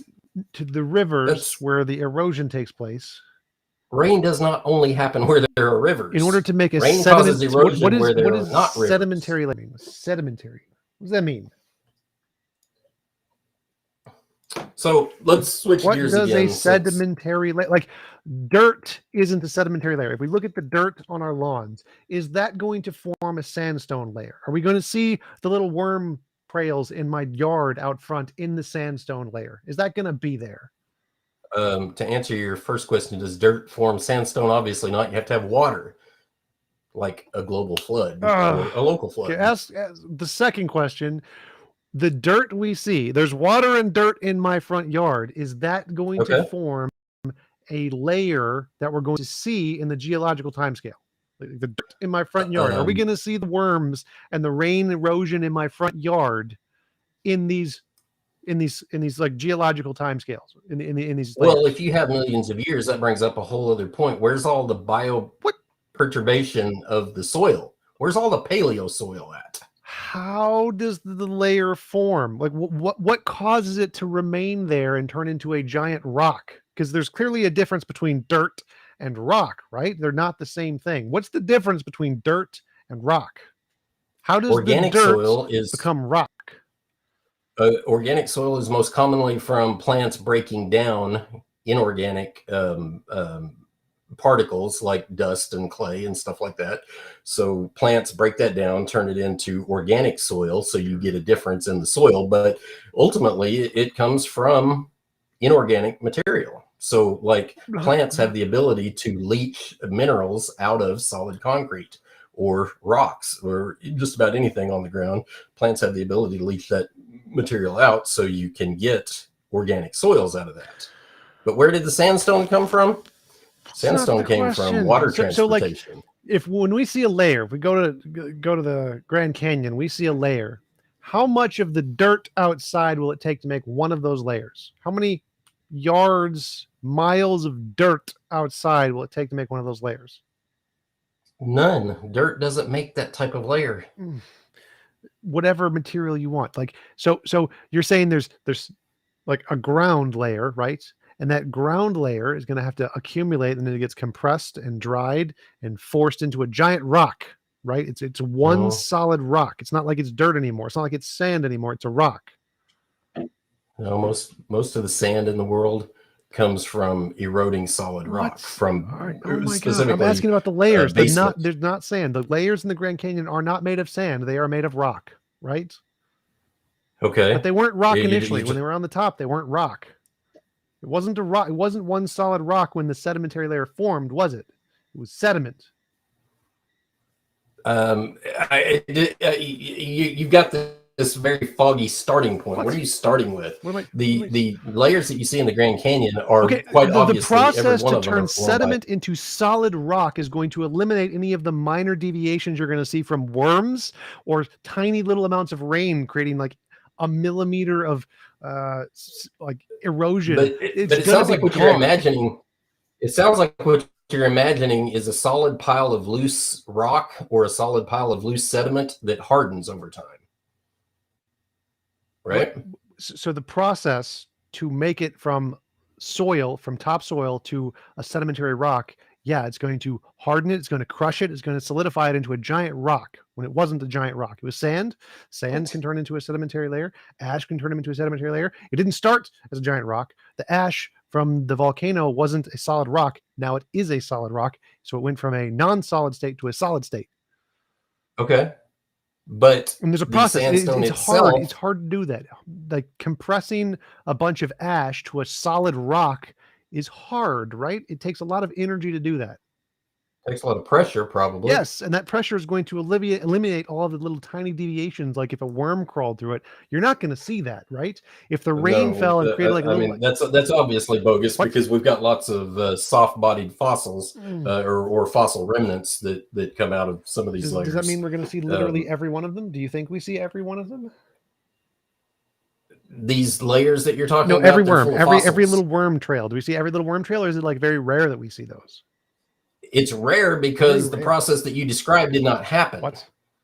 So okay, so the process is lots of pressure, right? There's lots of pressure that crushes these layers. No, the process you said was very slow deposition. That's not a lot of pressure.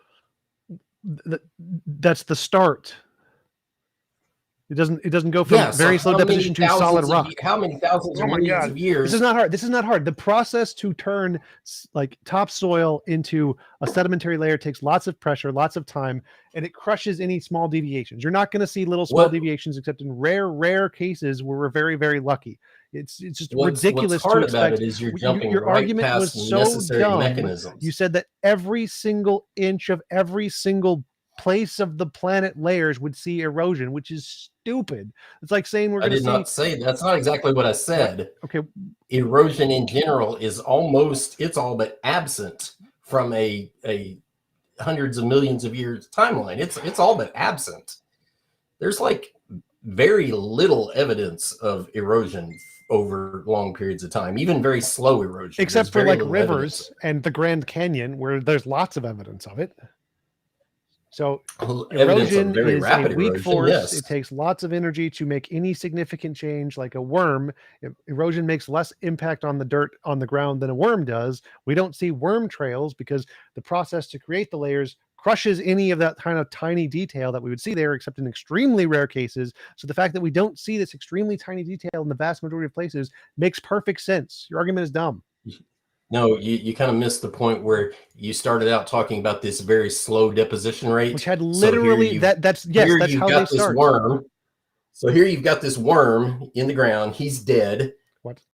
Very slow deposition over the top of him. He doesn't have any pressure on him. There's no pressure there. He's got literally, in your paradigm, tens of thousands of years with very minimal pressure and plenty of time to fossilize. And so you're kind of bypassing that step, and you went from, we get this very slow deposition to all of a sudden we've got tons and tons of pressure from thousands of feet of rock, or however you want to describe it. But you're literally jumping off of one. Literally none of that is an objection to my argument. In between them. Literally none of that is an objection to my argument. So if a worm dies, the bacteria in it's going to decay it, and so none of it's going to be left in there anyway. Yeah, that's a great point. It takes a very special process to make a fossil, doesn't it? Yes, which is why it's so rare. And the process in order to make rapid deposition. Sure, rapid deposition. Yes, which is the opposite of what you described as very slow, gradual. I'm talking about the layers in geology, not rapid deposition. The layers in geology isn't rapid deposition. Those form over hundreds of thousands of years. That's not rapid. That's the opposite of rapid. How did you get the fossil? What?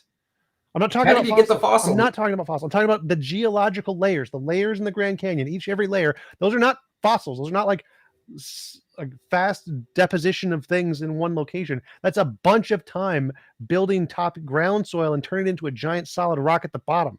It's not the same as a fossil. So far, you said that organisms in the ground don't fossilize very often. They take a special process to fossilize. That's true. Very slow. You've also said very slow and gradual deposition for geological scales, which have nothing to do with fossils. Okay, but the fossils have to exist inside of a finite period of time. What? That's literally nothing to do with anything I've said. You literally do not have a mechanism to create fossils except rapid deposition. Okay. And rapid deposition is the opposite of what you're subscribing to build these layers. So the argument you started with was we don't see erosion in geological layers. That's what you said, right? Geological layers are not sudden deposition, right? Those are separate things. Geological layers are very slow. It takes a long time for them to form. Hundreds of thousands of years for each layer. Layers so anything that deposits Even anything that deposits quickly is not a geological No, deposition. those would be too, but the things we're talking about is why don't we see erosion in every single geological pattern in the planet? Because they take a long time to form, and that long process of being frictioned together to form a solid rock is going to eliminate any small details, like if a worm happened to dig through it, that's going to be gone. Going to be gone, just magically gone. Because of pressure and the process it takes to make those layers in the first place. Because you jumped from where he was there in the ground to all of a sudden, poof, a whole bunch of pressure and he's gone. There's a process in between there. There's a process in between. No shit. And so what I'm trying to get you to see is that in your model, you practically have no weather patterns. It's very slow. Erosional rates will still create some erosional remnants in solid rock or otherwise. And so you're literally jumping from I got a fossil and no evidence left behind because all of a sudden it's just crushed under, tens of millions of tons of rock. I already explained this. I've explained this. Explain this like so like a 4-year-old could understand. It's not hard. You literally bypass the most important steps. No. So that's kind of the crux of the whole evolution versus creation is you can't account for the deep time period, because when you try and calculate magnetic field strength of an external planet, or you try and calculate what the gravitational pull of the moon is X number of years in the past, or if you try and calculate erosional rates, it almost doesn't. There are so many different things. If you try to apply deep time, you run into so many conundrums. You can't explain any of them. You've provided no conundrums. You've just said you don't understand how erosion, little tiny things of erosion aren't seen on layers that take hundreds of thousands of years to form. Like, oh my God, erosion that happened like once or twice a week. What didn't show up on a time scale of hundreds of thousands of years? Oh no. Then how do you get any fossils? Because they are sudden. We do see erosion in places that are very sudden. That happens. So how about ocean salinity? The salt level of the ocean? Yeah. What about it? So the salinity of the ocean increases over time. Sure. If you try and wind the clock back at the known rates of the salinity increases, you run into this problem where you've because you're winding the clock back, that means that the salinity decreases as you go back in time. You can't go back in time 65 million years and get and arrive at any logical conclusion about because the why rate wasn't constant. So problem solved. Give me 1 second, please. I'm gonna have to take a quick break. Okay. You know what? That'll be a good time to wrap it up anyways, because looking at the clock, we went about 10 minutes over anyways. Good discussion, gentlemen. Ended up being entertaining anyways, so appreciate it. We do have some questions, and we can just move into closing statements, and it'll be TRock who goes first, but since he's going to be MIA for a minute here, I'll just go over some announcements in terms of debates coming up. So actually, firstly, thank you so much for all the super stickers, super chats that have come in showing support and love. I do appreciate you guys are the life and blood of this channel. If you want to send in any last minute questions, you can do so right now. And okay, few debates coming up. Ken Hovind, Jay Bundy at the end of the month, Evolution on Trial. This will be Kent's 300th debate, and Jay Bundy's an evolutionary biologist. This one should be a ton of fun. I'm looking forward to this one. And as I reminded everybody earlier, we do have debates coming up in the next couple nights. So this one, 2 Peter 2:20. This will be a soteriology related debate. So Charles Jennings and Merritt. And at the end of the month, another soteriology related debate. This one specifically on James 2. So we got some more specific debates on some of these more controversial verses. This will be Charles Jennings, David Preston, both well-educated individuals on this topic. We got Matt Slick coming back here in a week or so. He'll be debating Stanley Terry. Was Jesus fully God and fully man during his earthly ministry? And then in 2 days, we've actually got a few Bible translation debates coming up for you in the next month. This one will be CJ Cox and David Preston. First week or so of September. This is just a snapshot of the overall content. So just make sure to, check the event section. So it's either the first or second week of September. We're going to have, which position is David taking on that one? David is taking the King James position. And then CJ Which one's taking the King James position? I'm not a theist. Oh, okay. He's taking a King James only position. So it's trustworthy. Our modern English translation is dangerous, and he's saying it's trustworthy. Right. So he's saying CJ is saying it's untrustworthy. Yeah, CJ would be considered more so. And CJ, if you're in the chat, sorry if I misrepresent your position. He's KJV preferred. So he does like the King James, but he's okay with the modern English translations. Where David would say, the modern translations, the ESV, the NIV, the SUV, kidding about the last one, are untrustworthy, essentially. So a couple debates on that topic coming up. Will Kinney versus Mark Gageton will be debating that same topic in September. This one, end of the month, CJ Cox again. This will be conditional immortality and eternal conscious torment. TJump, didn't you have a discussion recently with CJ Cox? Yes. Or was that Nicholas Whip? Okay. We did one on morality. Right. Okay.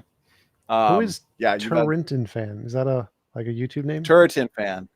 Yeah, he goes by, I think his name on YouTube is a pseudo name, but he goes by Francis Turretin on YouTube and in his blog, or Turretin fan. So he'll be taking the eternal conscious torment position. CJ Cox will be taking the conditional immortality position. And looking forward to this one. So Robertson Jennis, Steve Christie, they'll be debating. This will be in October, though. So this is a little ways away. They'll be debating Protestant versus Catholic, the Marian dogmas debate. TJump, you've had a discussion with Robertson Jennis as well, I believe, right? Hilarious. Who haven't you had a discussion? Who is Steve Christie? What is his background? He's a Protestant, former Catholic. He has a YouTube channel called Born Again RN. And I believe he's reformed, but he's had quite a few debates. He's debated Trent Horn, who runs the Catholic Answers, I think, website and podcast. So it should be a good debate. It looks like TRock is back now just in time. So TJump, TRock, interesting discussion. Thank you both, gentlemen. Very lively at times, and I guess we're going to go into some closing statements. So things all right. TRock, we'll give you both 5 minutes. TRock, whenever you're ready, go ahead. Okay, I'm going into dark mode here just because I'm trying to kind of keep things quiet around here. It's starting to get kind of where everybody's going to bed. But anyway, so basically what I'm trying to point out here for the audience's sake is that there are things exclusive to the evolutionary paradigm. There are things exclusive to the young earth creation paradigm. They are non-overlapping. Those are the criteria that would create the litmus test for whether the ability to make predictions is actually meaningful. So in the video, the very first example brought out, of course, was a moth and a flower, the infamous deal about the elongated proboscis that can reach down to the bottom of a flower that was discovered first. You need none of the tenets that are exclusive to evolution to predict such things. The claim is not that a creationist in particular predicted that. That's not the point. The point is, did you predict it with things that are exclusive to your paradigm?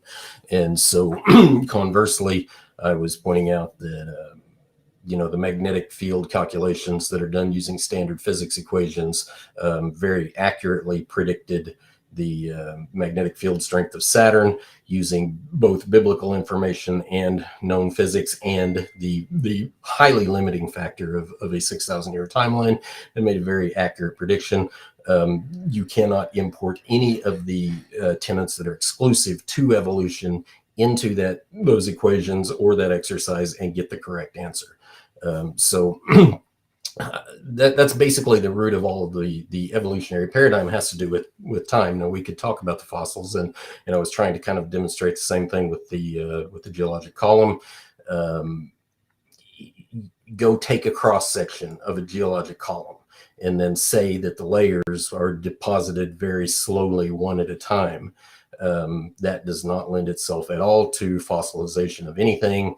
TJump pretty much said that, bacteria will eat up the whatever, organism is there. It's going to be eaten up and gone. Obviously, you have to have a rapid process to do that. But much of the geologic column is actually, we talk about overlapping, or we talk about polystrate fossils. Of course, evolutionists hate that word. They don't like it. It's not an evolutionary term. They call it a creationist term. I think it's a really solid argument to show that the layers are not depositing slowly. But I think there's an even stronger argument than that, and that is overlapping fossils that continuously overlap, one here, one here, one here, and they share space between these layers that supposedly deposited at a very slow rate, but yet the fossils are occupy the entire strata from top to bottom and have a high degree of overlap from top to bottom. Nothing about deep time, the exclusive piece of the evolutionary paradigm, suggests that that's a reasonable thing to get out of many millions of years worth of passing. So again, that whole video on trying to make predictions did not do any of the exercises that demonstrate the exclusivity of evolution in its paradigm to be able to generate those predictions. So on the creation side, I did indeed provide some pretty good rationale for how it is that we have homologies in the first place as a design criteria. It has to match the terrain. It has to match the food supply. If you take the 5-digit extremities, for example, away from a whole lot of mammals, what are they going to navigate the planet with? If you randomly scramble them, I'm not sure exactly what the typical evolutionist is looking for in terms of what they think constitutes a design, but someone needs to explain to me, what exactly do you expect to see for land-based locomotion if creation is true? What do you expect to see for a food supply if creation is true? And how would you apply that food supply to actually nourish living organisms? And so I think evolution is completely without a rational explanation for how that's supposed to happen in a truly created world, which is part of a major tenet of refuting the creation position. So I'm going to yield my time there. All right. Thank you, TRock.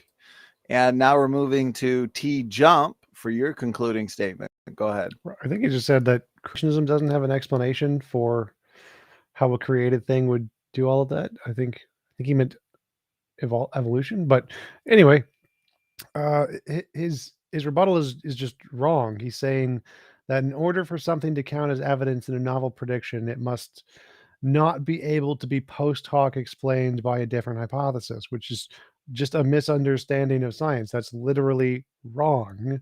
No one cares if you can post hoc it. Everyone can post hoc it. You can say a leprechaun farted out the universe 5 seconds ago and gave you all of your memories, and so all of your memories of what happened in your past are perfectly explainable by a leprechaun farting out the universe 5 minutes ago.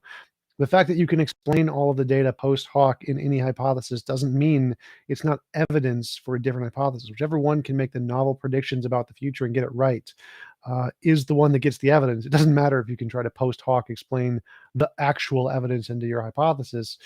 Everybody can do that. It's not evidence. So I just don't think he understands basic science there. I'll conclude there.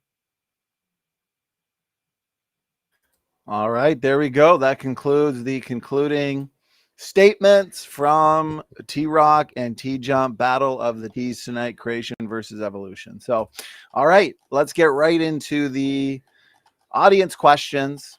And again, if you guys want some input or add a few points to each question, that's fine. we'll just make sure whoever the question is for gets the last word.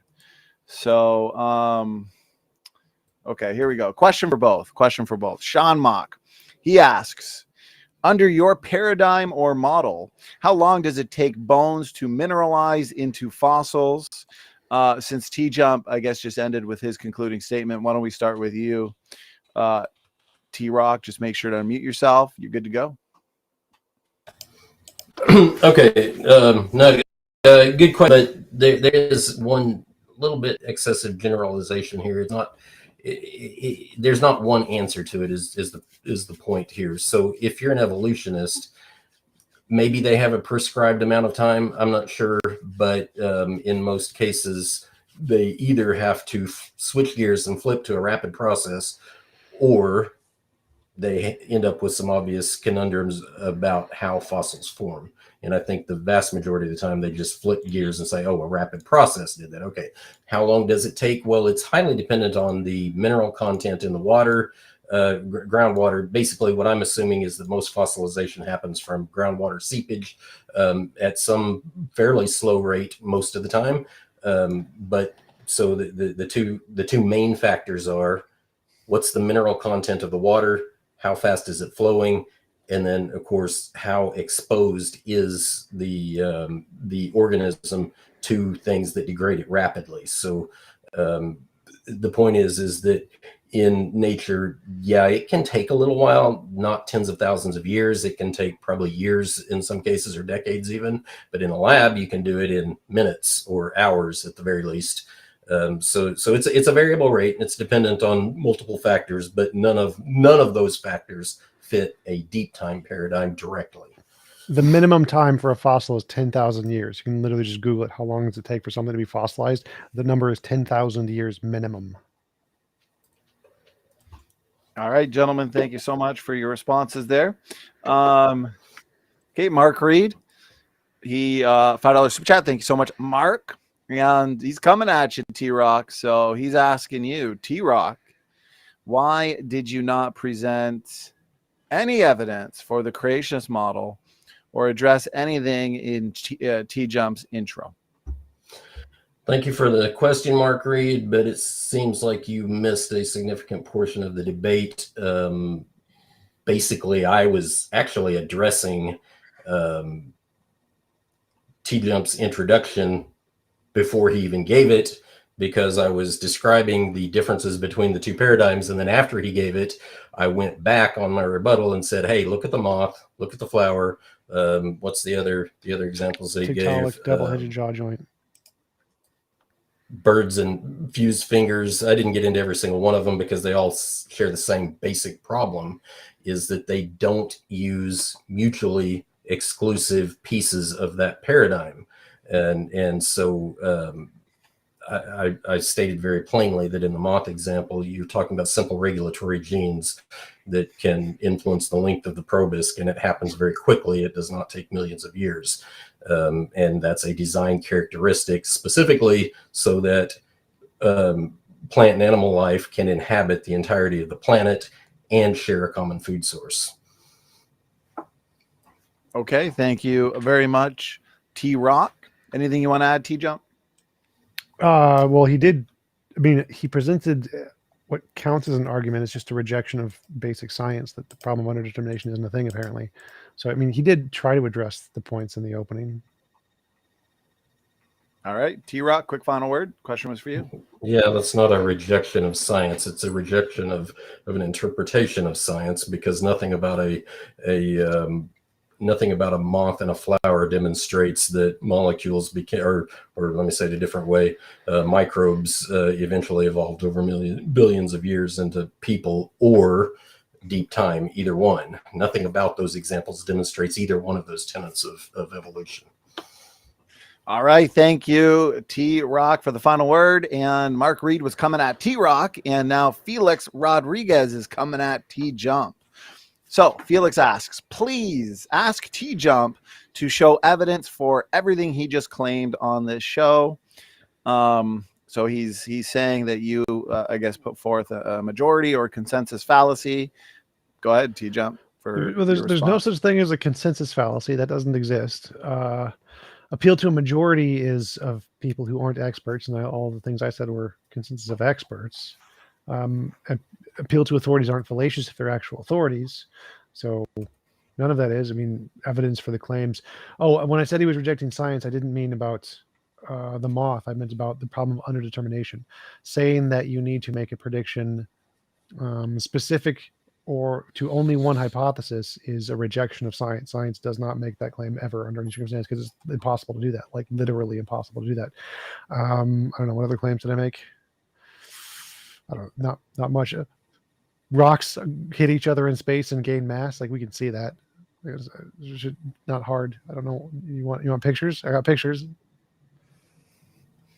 All right. Thank you, TJump. Anything you want to add, TRock? Yeah, just that I think he kind of missed the real point behind whether something, the whole point behind presenting a prediction is to show that only that paradigm can do that. And if you only make predictions that either one can, either paradigm can make, that's what we call non-discriminating evidence. It doesn't tell you which one is the more reasonable position. It does nothing whatsoever to delineate which one is the more reasonable position. And it does nothing to demonstrate that, obviously, just saying the same thing again, it does nothing to demonstrate the exclusive tenets of your of a particular position. So I mean, I can make similar types of predictions with creationism, and if I'm not using tenets exclusive to creation, I'm basically just saying, hey, the evidence is the evidence. You can interpret it either way. I'm not really sorting anything out at that point. Okay, thank you. And TJump, you get the last word. Question was for you, if you want. Yeah, like what he said there is that's the rejection of science I'm talking about. So we know for a fact that's wrong. Like when we were transitioning from Newtonian gravity to Einsteinian gravity, Einstein predicted the perihelion of Mercury. Newtonian gravity can post hoc explain that with a second planet, and they tried to do that, but it didn't matter because Einstein predicted the things before we knew them. Like he predicted the curvature of light around the sun accurately. The fact that you can explain that from the perspective of Newtonian gravity after it's discovered doesn't matter. Like no one cares. So his statement that it needs to be exclusive to your hypothesis is just wrong. Anybody can post hoc explain anything into their theory. It doesn't matter. It's just irrelevant. The fact that is does one hypothesis make novel predictions we don't know yet and get them right before we know it? That's evidence. It doesn't matter if another hypothesis can come along and make up a new explanation to try to explain the data into their model. He just doesn't understand basic science. Like there is no requirement that it must be exclusive to your model. It's not a thing. All right, next question, TJump. This one came from your chat. So cool. There's a couple questions from your chat. This one's from John Rapp. John, thanks for the question. So he says, question for both. How do you explain the necessary time frame for a layer of 300 to 400 meters of limestone? Anybody want to volunteer in terms of answering first? Question was for both, so it's up to you guys. I'm not sure I understand the question. How do you explain the necessary time frame? Like, I guess he's saying, maybe from an old Earth position and a young Earth position, how do you explain the limestone? You know, which position is most compatible with the layers of limestone that we see? That's the best way I can interpret it. But what do you think, TRock? I think you kind of said. I think what the question is getting at is, if you're an evolutionist, explain how X number of, millions of years or whatever. Accounts for 300 to 400 meters, and if you're a creationist, how does a 4,400 year timeline explain that exact same feature? I think that's what he's asking. So what? Say that again. How as an evolutionist would you explain 300 to 400 meters of limestone over however many years you believe it should take? So yeah, calcium carbonate deposits from either evaporation or seashell animals. So I'd say that it's just millions and millions of years of evaporation, leaving carbon deposits, which then form into limestone in combination with seashells breaking down and forming limestone deposits. All right, TRock, go ahead. Um, sorry, it's the same thing. He gave an explanation, but he didn't basically say how time affected that in any way. Because the creationist explanation would be very similar.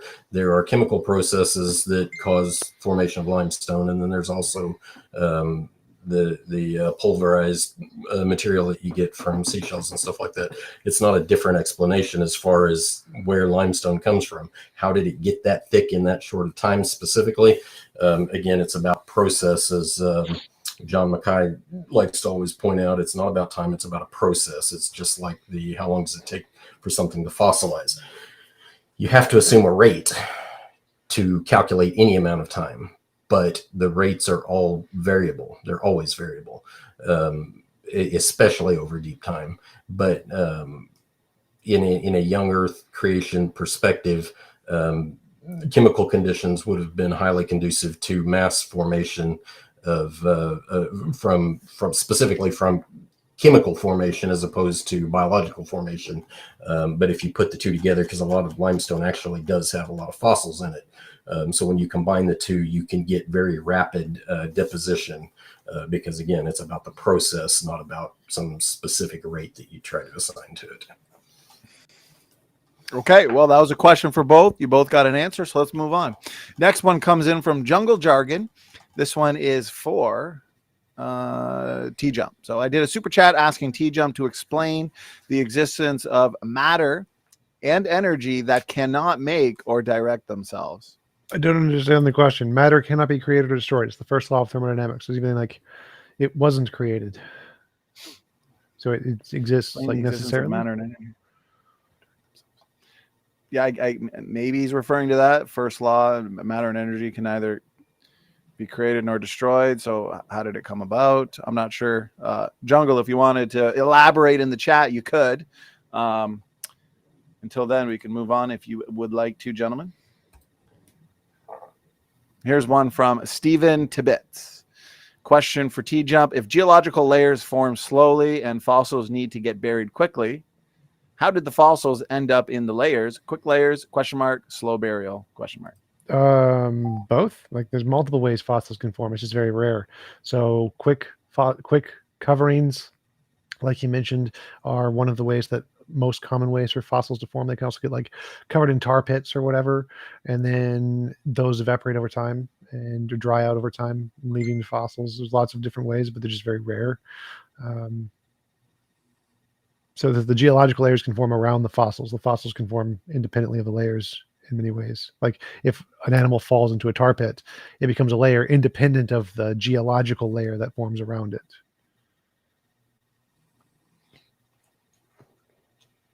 All right, thank you. TRock, anything you'd like to add? I think what Stephen Tibbetts is trying to point out here is the same thing I was trying to point out. It's kind of like you just have to randomly jump back and forth between mechanisms. When you look at fossil formation, it obviously has to be fast. You can't just throw something on the ground, walk away, and hope it's fossilized in 10,000 years, the minimum that TJump gave earlier. Things just don't happen that way. So you have to bury them quickly. But that was part of my point, is most everything in the fossil record actually does get some kind of rapid burial assigned to it. Whether it was some kind of breach dam idea in the evolutionary paradigm, river bank overflowed, whatever it is, they're very quick to throw rapid processes at fossils because of the obvious reasons. But even the layers that don't have fossils, so like for instance, I want to say it's is it the Tapete sandstone in the Grand Canyon? It's mostly got footprints in it instead of hard-bodied fossils. When you look at those, the evolutionary paradigm says slow and gradual processes in a dry environment, which makes no sense whatsoever when you actually look at the details, because that same sandstone has mica in between the grains of sand that would not be there in a dry alien condition. So it's quite obvious, and this is something you can actually bench test to see the difference between what water does with mica and what wind does with the mica flakes. In water, they're preserved because there's enough lubricity between sand grains, but in an aeolian condition, they're not preserved. They just basically get ground into nothing. And so what's in the Tapete sandstone, a bunch of mica flakes that shouldn't be there if the evolutionary paradigm were true at all.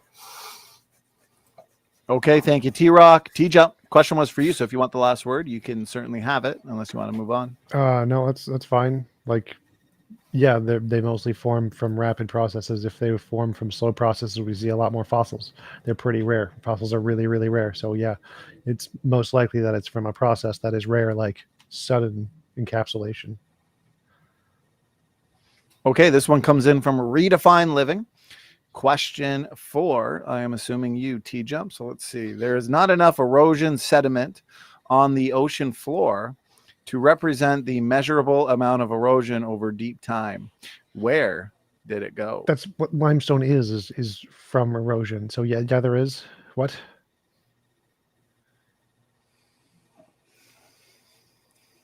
All right. TRock, anything you'd like to add? Yeah, the question doesn't specify limestone. It's just sediment in general, but it's the same basic problem that I was pointing out on land is also apparent in the ocean. Water currents in the ocean move very fast. What sediments are there? Because they move the way they do, basically the shoreline itself is receding all over the world. And this is another one of those kind of proxies for clocks you can use. It's quite obvious there's not enough time passed because there's not enough sediments to account for in the ocean floor. Okay, thank you, TRock. And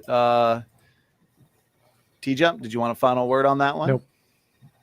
Okay, Jeremy Nolan has a question, and it's a question for TJump. He says, you said evolution is change over time. How is that novel when everyone knows this? Like the sun comes up. So if it's predicting something we don't expect to see, like obviously if it predicts something we do expect, like the sun coming up, that wouldn't be evidence. So predicting a new thing, like a transitional fossil between a lizard and a fish, like Tiktaalik, something that creationists would not expect and think doesn't exist even after we found it, that would be novel and we discovered it. So it's predicting things that we haven't or don't expect. That's evidence, not just things we already know. TRock? Yeah, I mean, he's obviously kind of generalizing a little bit there, and I mean, I'm not arguing against that or anything, but the change over time thing, I like to kind of relate this whole idea of change over time. It's absolutely not unique to evolution. Our bodies are what, 80+% water. Anything made of 80+% water is going to change over time, whether you're talking about the individual or across multiple generations. Chemistry, blah blah blah. Just about everything is going to change. So literally everything. Just calling evolution change over time is really, it's falling short of what they're really trying to do. And I mean, in some sense, it's a little bit dishonest because they have specific amounts of change that have to happen over specific periods of time.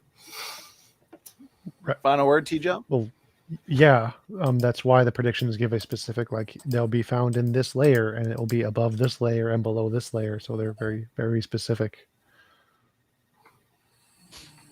All right, here we go. Next question comes in from TJump. This is from your chat again. So this one comes in from Mr. Monster as a super chat. Oh, and thank you, by the way, for covering my chat too. Appreciate it. No worries. No worries. So there you go, Mr. Monster, $5 super chat for TJump. And he is asking, so I guess I'm assuming this is going to be a question for the both of you. So do you think humans evolved from lesser mammals? So I'll assume that's TJump's position, or were created using magic out of dirt from the earth. So we'll consider it a question for both. Since the last one, TJump started, why don't we start with you, TRock? Go ahead. So obviously I'm a creationist, but the whole magic idea to me is extremely disingenuous from the evolutionary camp. And the reason is because all forces in the universe are invisible. every single force that can be described is only known by the effect it has, not by direct observation. So that idea that magic, in real terms, there is a personality behind it.